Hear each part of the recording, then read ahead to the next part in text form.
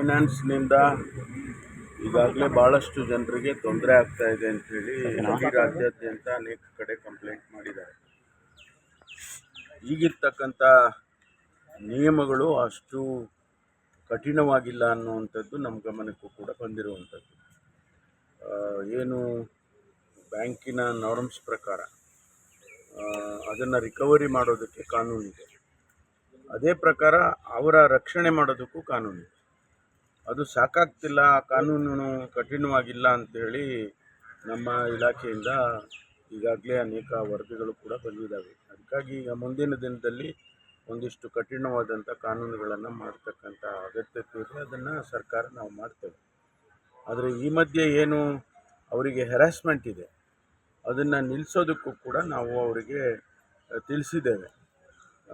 ಮನೆಗಳಿಗೆ ಹೋಗೋದು, ರಿಕವರಿಗೆ ಏನಾಗಿದೆ ಅಂದರೆ, ಈಗ ಸಾಲ ತೊಗೊಂಡಿರ್ತಾರೆ, ಸಾಲ ವಾಪಸ್ ಕಟ್ತಾ ಇದ್ದರೆ ಅವರು ಅಂಡರ್ಟೇಕಿಂಗ್ ತೊಗೊಂಡಿರ್ತಾರೆ. ಈಗ ತಮಗೆಲ್ಲ ಗೊತ್ತಿದೆ, ಬ್ಯಾಂಕ್ನಲ್ಲಿ ಸಾಲ ತೊಗೋಬೇಕಂದ್ರೆ 16 ಕಡೆ ಸಿಗ್ನೇಚರ್ ಮಾಡಿಸ್ಕೊಳ್ತಾರೆ.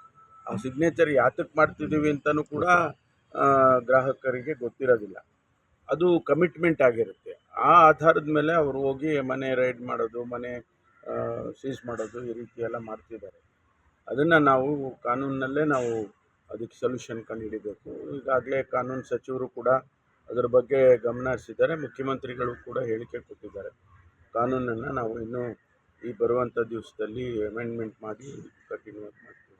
ಸಭೆ ಇದೆ ಅಂತ ನೆಕ್ಸ್ಟ್ ವೀಕ್ ಸಭೆ ಹೌದು, ಚೀಫ್ ಮಿನಿಸ್ಟರ್ ಒಂದು ಸಭೆ ಕರೆದಿದ್ದಾರೆ. ಅದರಲ್ಲಿ ಚರ್ಚೆ ಮಾಡ್ತೀವಿ ಏನೆಲ್ಲ ಕೇಸ್ಗಳಾಗಿದ್ದಾವೆ ಮತ್ತು ಎಲ್ಲಿ ಕಾನೂನು ಅಷ್ಟೊಂದು ಕಠಿಣವಾಗಿಲ್ಲ ಅನ್ನೋದನ್ನು ಕೂಡ ಎಕ್ಸಾಮಿನ್ ಮಾಡ್ತೀವಿ. ಈ ಕೇಸಸ್ಗಳ ಬಗ್ಗೆ ಕೂಡ ಚರ್ಚೆ ಮಾಡ್ತೀವಿ.